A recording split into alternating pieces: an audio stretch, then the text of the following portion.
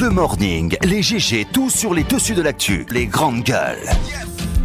Parler beaucoup, manger l'argent, voyager beaucoup seulement, mais travailler beaucoup, créer des choses, emploi des jeunes, non, non, non.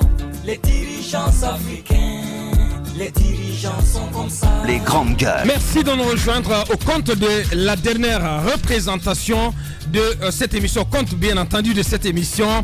Merci de nous rejoindre. 4 moyens pour interagir à nos sujets. Si vous êtes abonné Orange, le lien s'affiche juste en bas de votre écran. GGO 837 où vous allez sur nos plateformes sous la toile, www.espacefmguinée.info ou sur Twitter, #espacegg. Vous avez également la possibilité de nous saisir via le 657 39 13 13. À la une, rien n'y fait. Notre confrère Lansana Camara continue de croupir en prison à la maison centrale de Conakry. 4e jour de prison pour lui. Pendant ce temps, les associations de presse guinéennes continuent de faire montre de mollesse face à ce qui est de fait une grave entorse à la loi sur la liberté de la presse qui dépénalise les délits de presse en Guinée. Depuis une déclaration commune dans laquelle elles ont exigé la libération sans délai et sans condition de notre confrère, les associations de presse guinéennes restent silencieuses et amorphes. Aucune action en signe de protestation envisagée à ce jour, excepté une marche dite de la colère annoncée par le syndicat de la presse privée de Guinée pour le mardi 2 avril. On en parle en fil rouge dans cette émission. Dans l'actualité également, cette question. Pourquoi le Sénat-Ésur, le syndicat autonome des enseignants du supérieur, s'oppose-t-il au nouveau recensement des fonctionnaires enseignants décidé par le gouvernement suite à l'accord du 10 janvier? La question provoque des tensions autour de cette opération qui pourrait en prendre un coup si jamais le SLEG d'Aboubacar Souma venait à mettre à exécution sa menace de se retirer du processus au cas où le refus du syndicat et des autorités du supérieur persistait. Qu'est-ce qui motive ce refus? On pose la question dans cette émission. Messieurs Lansana Yassane et messieurs Dina Bangoura, tous donc du syndicat autonome de l'enseignement supérieur et de la recherche scientifique. Ils seront avec nous ce matin. Ils vont en découdre avec l'équipe des grandes gueules ce matin.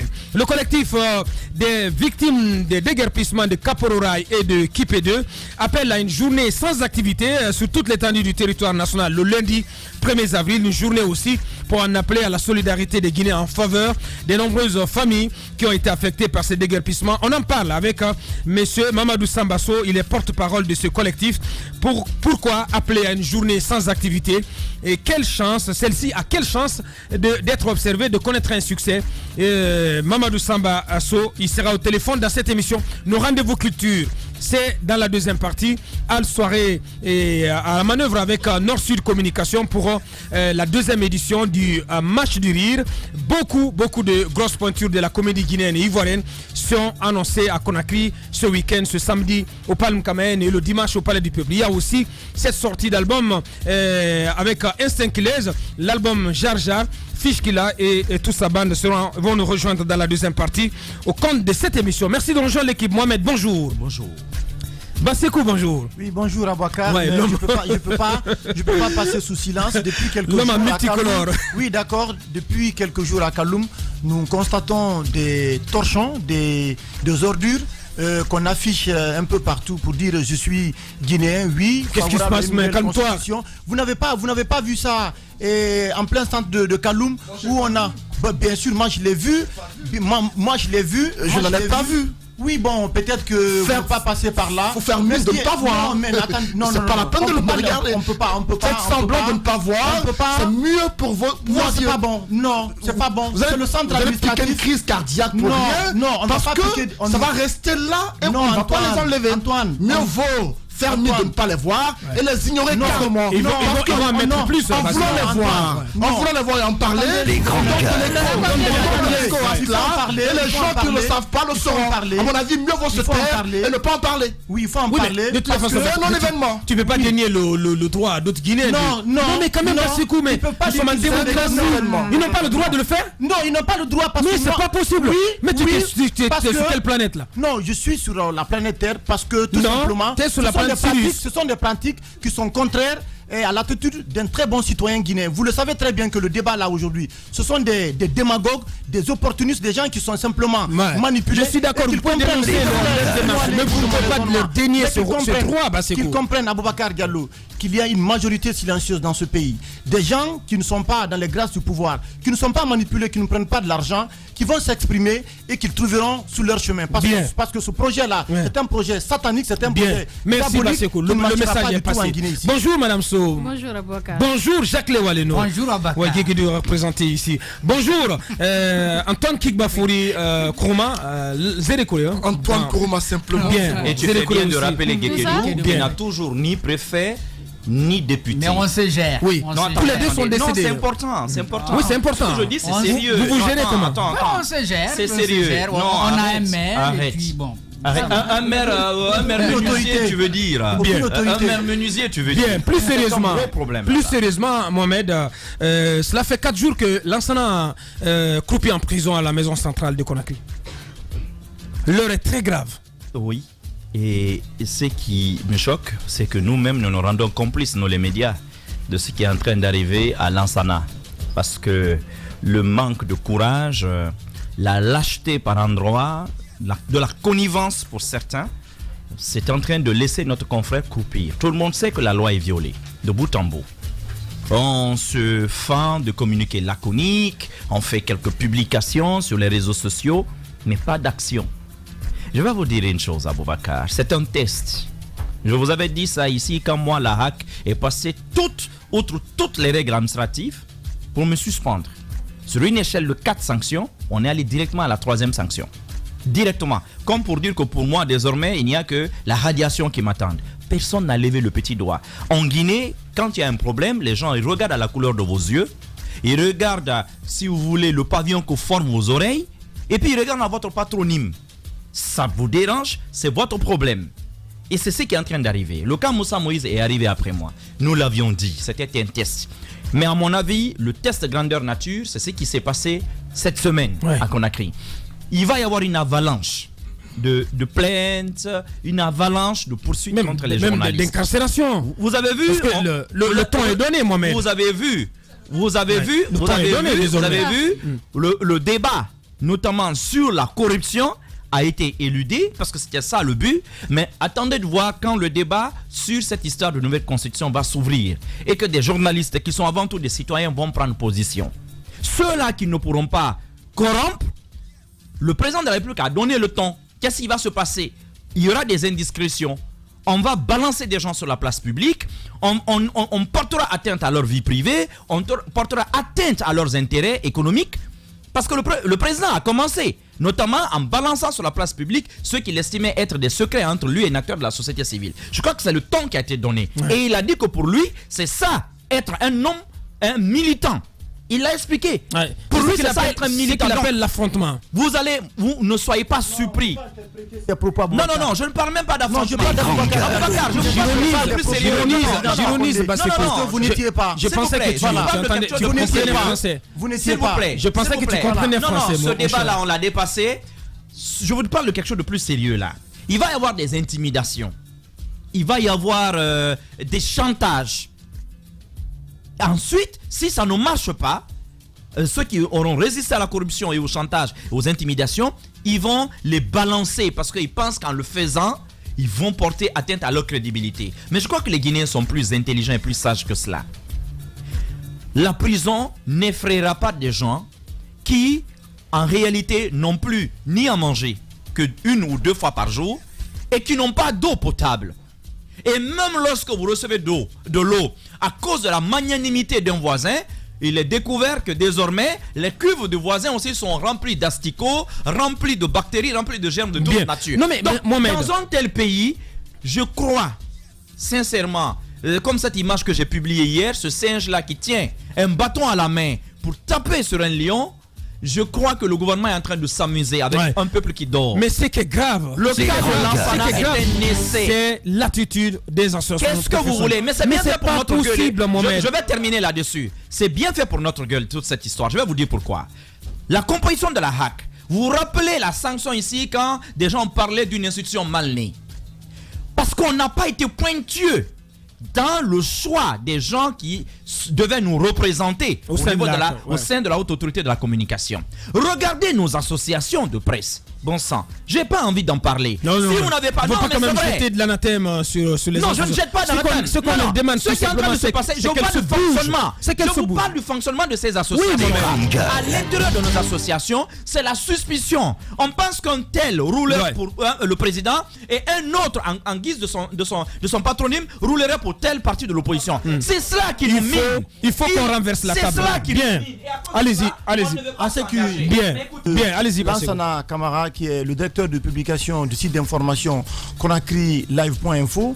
Moi, je pense que l'attitude des associations de presse n'est pas, de mon point de vue, suffisante, n'est pas proportionnelle à l'intimidation, à la gravité de l'acte qui a été posé par le gouvernement, par ce magistrat zélé qui a décidé de placer sous mandat de dépôt notre confrère qui a été convoqué suite à une plainte qui a été déposée par un ministre de la République. Ce que je veux dire, c'est qu'il faut envisager des actions fortes. Il faut organiser des journées sans presse dans ce pays-là.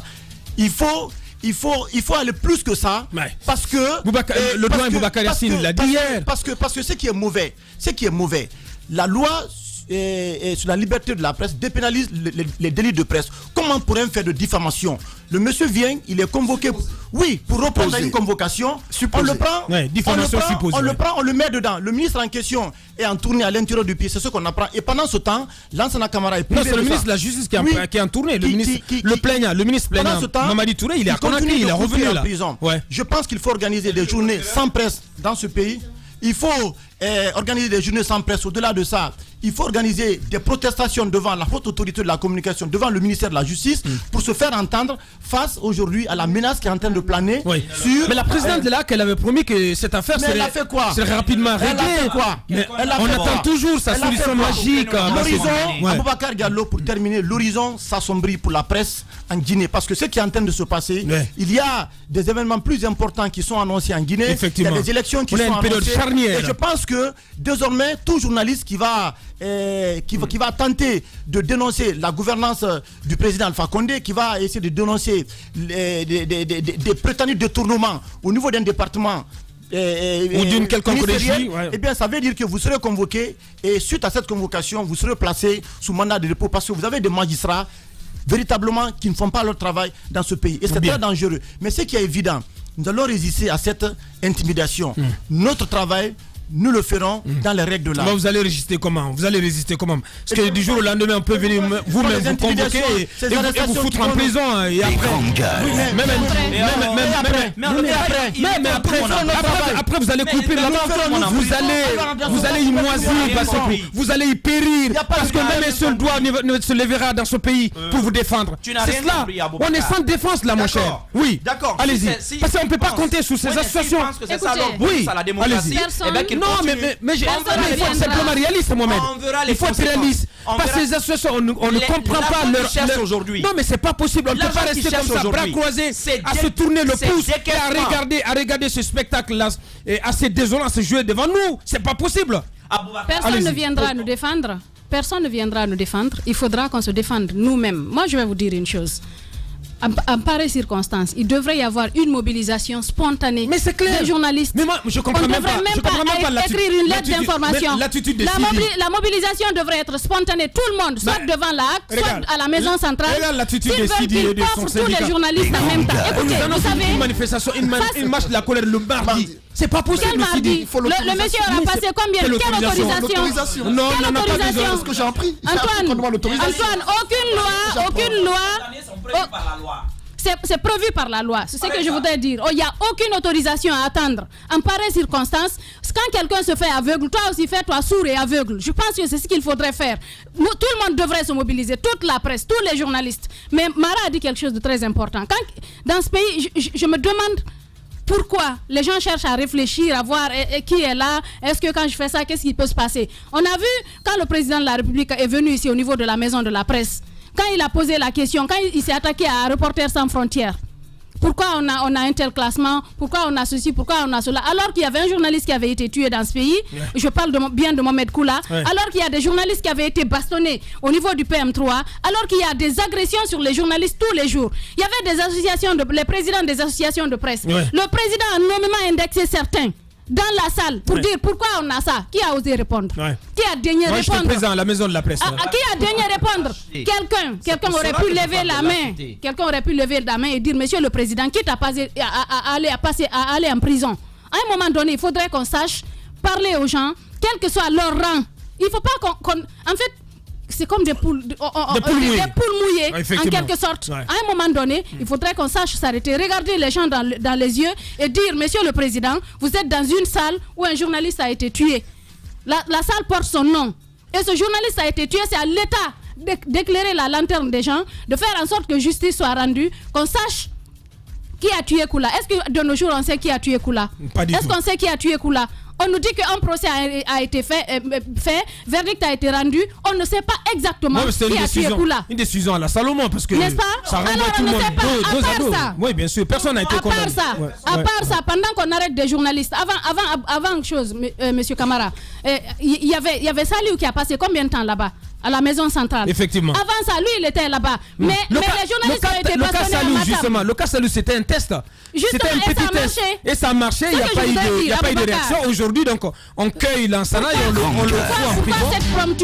Pourquoi cette promptitude d'accueillir les journalistes et les mettre dedans? Pendant ce temps, les journalistes ont été battus à Matam. Il y a combien de temps? Il y a combien de temps? Aucune suite. Est-ce que justice a été rendue? Non, aucune suite. Justice n'a jamais été rendue. C'est passé où? Justice n'a jamais été rendue. Sous les yeux du président. Sous les yeux du président. Et ce qui est passé à tabac sous ses yeux, à là-bas aussi à du RPG et embarqué après juste. Effectivement. C'est un journaliste du populaire, je crois, si je m'abuse. Aboubacar, pour terminer, ce que je voudrais dire. Mara parle de menaces, d'humiliation. Combien de fois on a menacé des journalistes ici? Combien de fois quand vous vous exprimez, même avec certains cadres au pouvoir, ils regardent votre patronyme, ils regardent ils vous stigmatisent, ils regardent votre faciès. Vous insultent. Ça se fait au quotidien. On vous insulte sur les réseaux sociaux, on vous menace, on vous appelle au téléphone pour vous menacer. Ça c'est au quotidien qu'on vit cela. À part cela, aujourd'hui, on va plus loin. Les responsables. Les responsables d'aujourd'hui vont plus loin, ils vont jusqu'à s'immiscer dans votre service, à voir vos responsables, à vous mettre une sorte d'épée Damoclès qui plane sur votre tête pour vous foutre la pétoche, de sorte que vous ne puissiez même pas vous exprimer tel que vous l'entendiez. Mais je pense que personne ne viendra nous défendre dans ce pays. Cette liberté, elle a été chèrement acquise. Hier, on a écouté le doyen Yassine. C'est des gens qui se sont battus, les Hadja Issa Toubela Diallo, qui se sont battus réellement pour que nous puissions acquérir cette liberté. Aujourd'hui, il y en a qui sont plus jeunes. Des situations de ce genre demandent une manifestation spontanée. On n'a pas besoin d'attendre qu'on adresse une lettre d'information.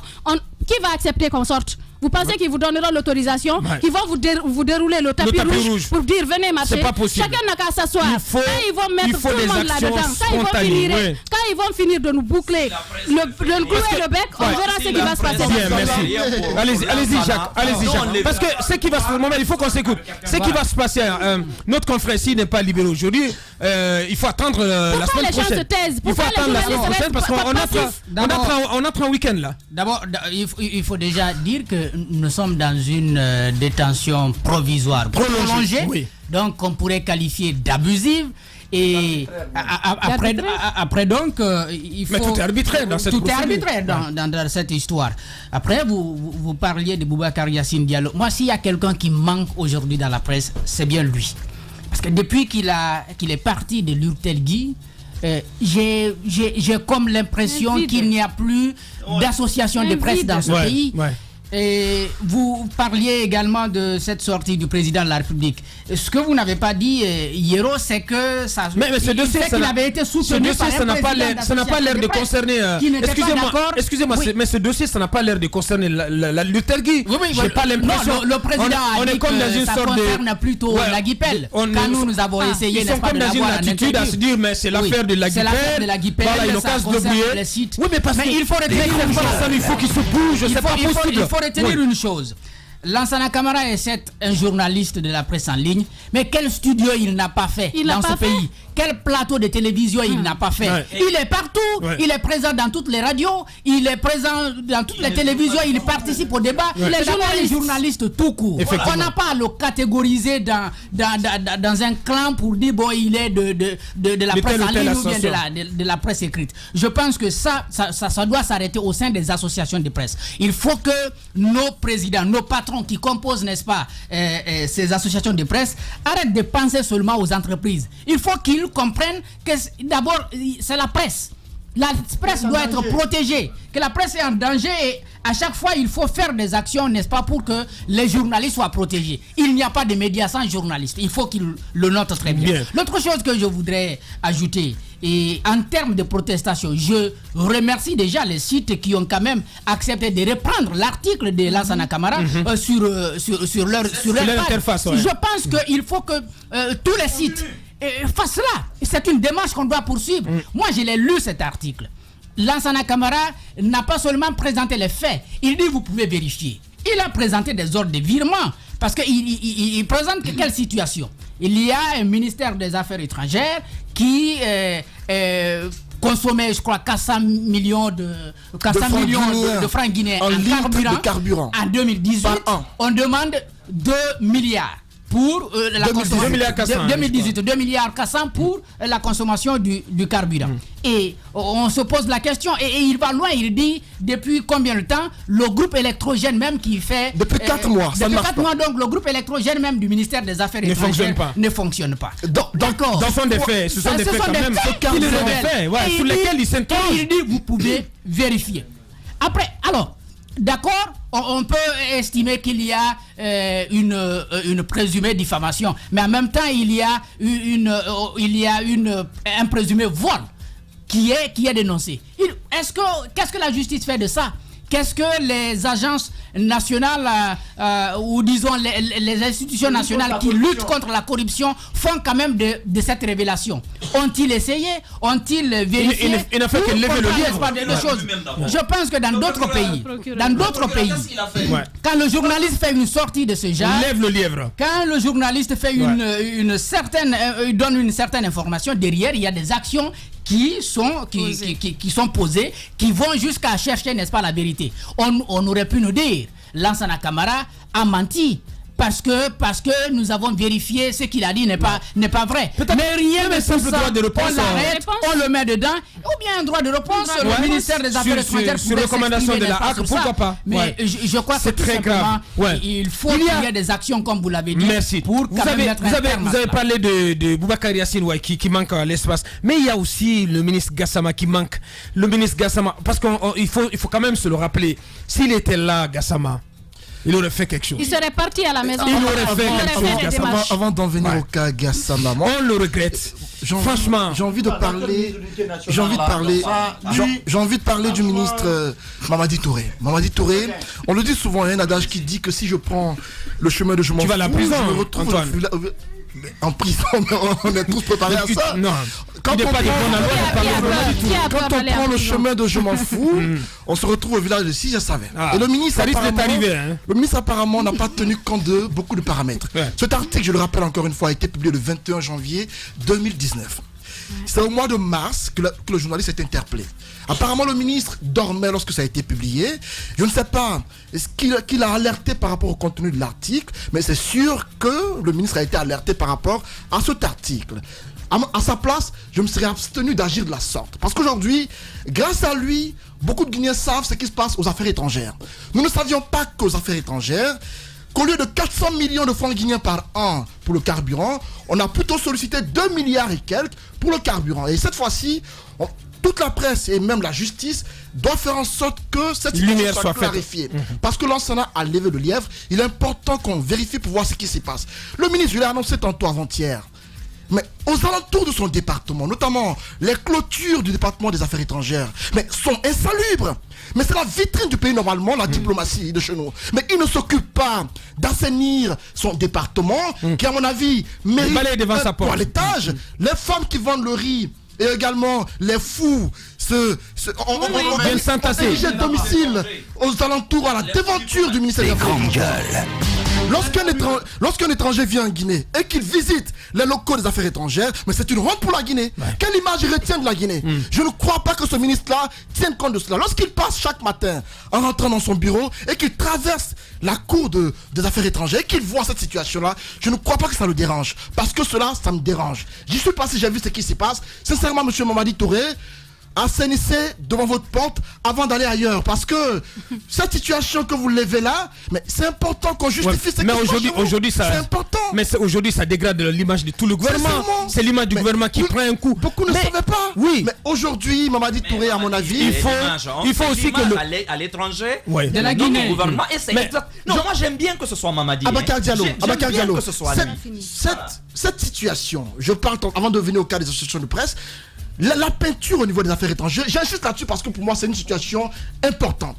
Cette peinture a été mise par l'ancien ministre des Affaires étrangères, Lousseni Fall. Effectivement. Depuis son temps jusqu'à nos jours, rien n'a été fait pour assainir ce département-là. Mais lorsqu'un ministre vient et qui ne s'occupe pas de ce qui est, à mon ami, élémentaire, et qui s'occupe des choses qui, pour moi, peuvent l'enfoncer, c'est très grave.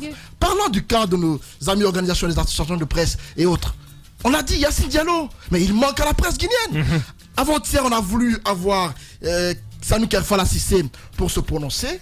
Je lui rappelle que quand on l'appelle en tant que média, c'est parce que nous pensons qu'il a son mot à dire. Il nous a ramené carrément au niveau de la Guipel en nous disant que ce n'est pas de son ressort et que cela relève de la Guipel. Non, dites-moi que c'est pas vrai. Je vous assure que c'est très grave. C'est pas possible. C'est ce que je disais à toi. Mais Lutagui ne se sent pas concerné. Le lendemain, il y a eu une conférence de presse. C'est catastrophique. Au cours de laquelle il y a eu cette déclaration. Des patrons de presse, ces gens-là ont des intérêts différents. Attention, hein. Il y a eu cette déclaration conjointe. Des intérêts différents. Il y a eu cette déclaration conjointe des associations de presse qui ont tantôt dit qu'ils attendaient le retour du ministre des Affaires étrangères pour prendre des décisions. Alors, j'ai trouvé cela. Non, moi, ce que j'ai lu dans l'association, dans la déclaration, il était indiqué dans les heures, les associations se réservent de prendre des actions d'envergure dans les heures qui suivent. Si jamais, on attendait que le ministre revienne de voyage. Ça fait combien de temps que ces heures courent? Depuis avant-hier. J'estime, dans le passé, il y a eu des actions fortes, certes, par rapport à des journalistes, notamment le cas Moussa Moïse, pour lequel la plupart des journalistes se sont levés. Et à l'époque, on a vu des résultats. Pour ce cas-ci, c'est important qu'on le fasse autant, parce que Lansana mérite que les gens se lèvent pour lui, parce qu'il est non seulement un journaliste aguerri, professionnel, mais surtout compétent. Parlons du ministre Taran Diallo. Taran Diallo, vous l'avez suivi récemment dans le cas Kapororaï. Kapororaï, il a soutenu de façon officielle, aveugle et je sais pas, à bras ouverts le gouvernement dans son action. Un ministre censé prôner la citoyenneté, censé défendre les droits des citoyens, les libertés publiques, a soutenu le gouvernement dans son action. Il n'a même pas osé dénoncer cet obus ou cette bombe lacrymogène qui a blessé la jeune fille Aïssata Bella Diallo. Il n'a pas osé lever le bon petit doigt pour ne serait-ce que leur rendre visite à cette jeune fille à l'hôpital. Un tel ministre, comment le qualifier? C'est un tocard. Bien. Vous êtes au pays des dadis. Véritable success story de la radio Espace Guinée, les grandes gueules, détentrices des meilleurs scores radio en Guinée, de la meilleure émission talk show, a donné le créneau horaire du départ au bureau et du retour à la maison, récoltant depuis des années consécutives le titre d'émission la plus écoutée en Guinée, toutes catégories confondues. Un grand total de plus de 5 millions d'auditeurs ont été fidèles au talk show Les GG, diffusé jour après jour sur toutes les stations du réseau Adafo Média de 9h à 10h30, un exploit qui restera longtemps dans les annales de la bande FM en Guinée.